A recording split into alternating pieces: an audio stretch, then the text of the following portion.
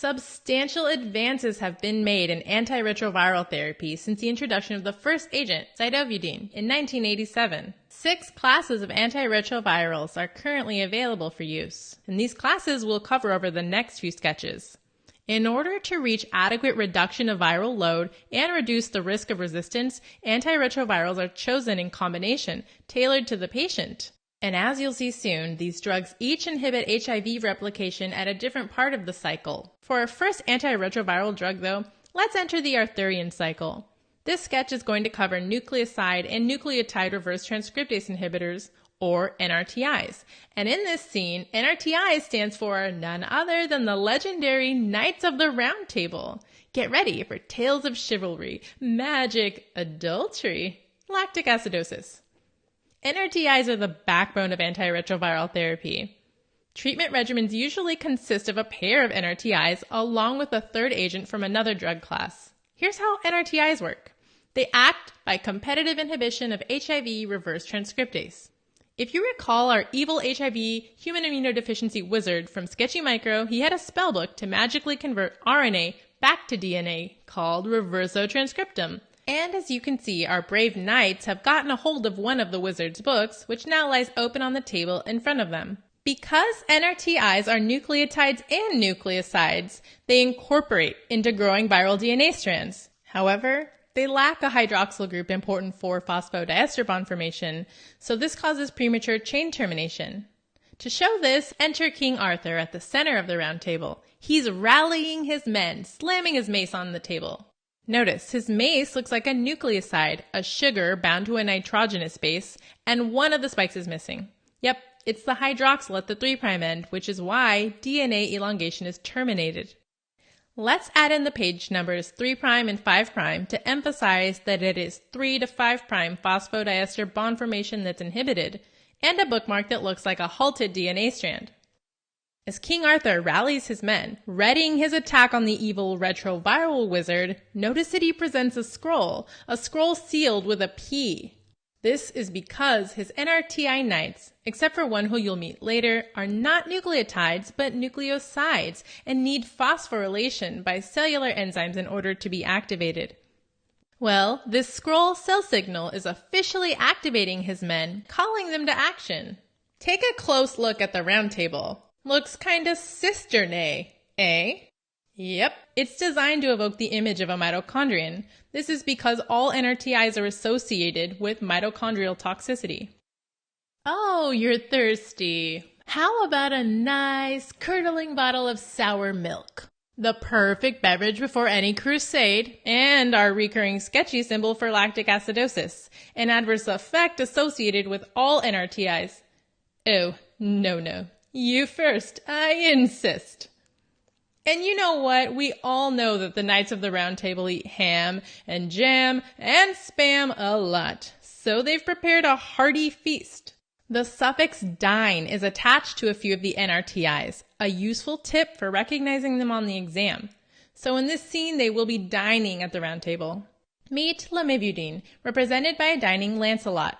Lamivudine is associated with peripheral neuropathy, and that's why he's wearing our recurring symbol, the old stockings and gloves, like the stocking and glove pattern of peripheral sensory loss. If you ask me, it looks like he's a little bored of this whole affair. Wait, did somebody say affair? Lancelot? No. Wait, really? You can tell me. He has another secret, though. He's part of a medieval secret society whose crest is a hippo, the noblest creature of the animal kingdom. This is to remind you that lamivudine specifically is used to treat Hep B, because the hippo is our sketchy symbol for hepatitis treatment. As a little extra reminder, we've included our recurring peace sign theme to remind you of our Sketchy Micro Hep B's Hippies sketch. Because lamivudine inhibits DNA replication, if patients are co-infected with HIV and HBV, discontinuing this agent can result in a flare of hepatitis.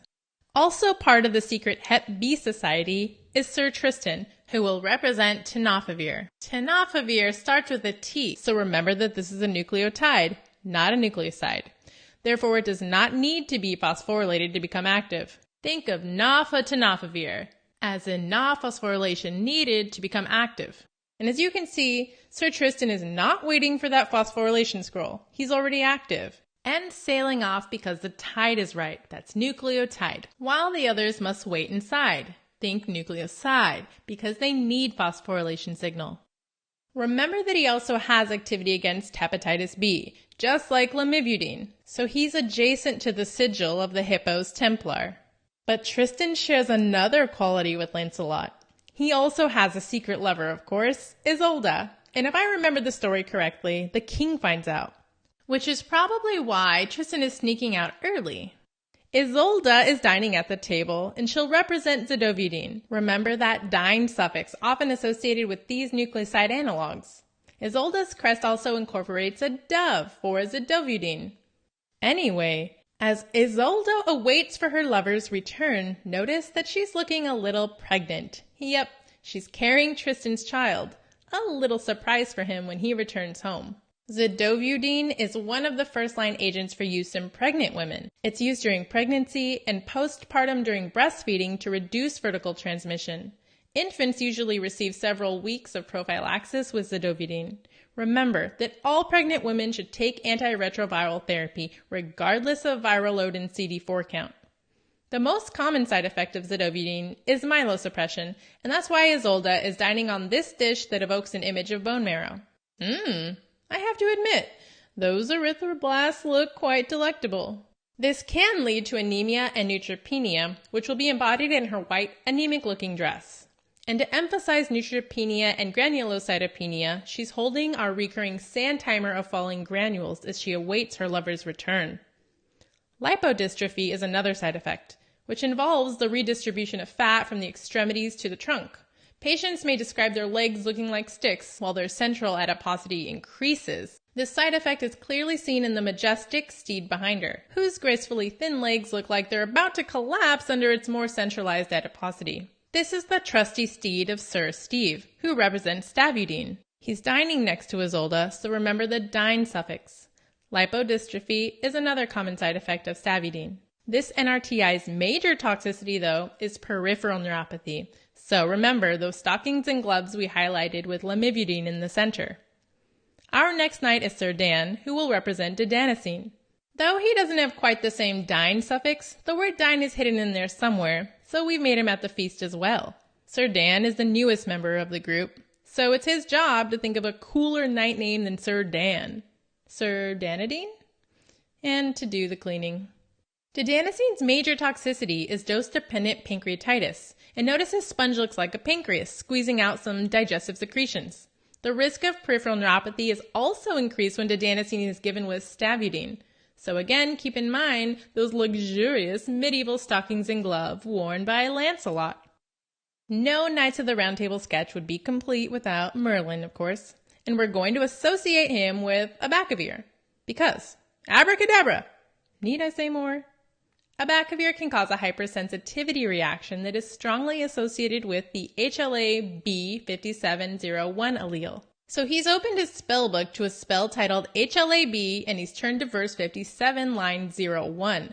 This spell results in the presentation of self-peptides to the immune system and a delayed type 4 hypersensitivity characterized by a delayed rash, which is represented by his spotted rash appearing on the arm of our absent-minded sorcerer. He looks a little distracted as usual, so he'll most likely have a delayed reaction. And last but not least, the NRTI M-tricidabine, represented here as Arthur's trusty and exciting blade Excalibur. One unique minor side effect is hyperpigmentation of palms and soles, represented by King Arthur's bad-ass leather sword-handling gloves. Alright, let's sum up these NRTI Knights of the Round Table, shall we? Nucleoside and nucleotide reverse transcriptase inhibitors comprise the backbone of antiretroviral therapy. And like King Arthur's antagonizing mace, they work by competitive inhibition of HIV reverse transcriptase, represented by our Reversotranscriptum spellbook. This halts DNA synthesis like the chain-terminated DNA bookmark.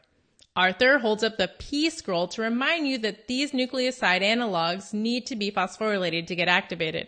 At the table are lamivudine Lancelot, zidovudine Isolde, stavudine Steve, and adenosine Dan, who all kind of incorporate that dine suffix, hence their dining.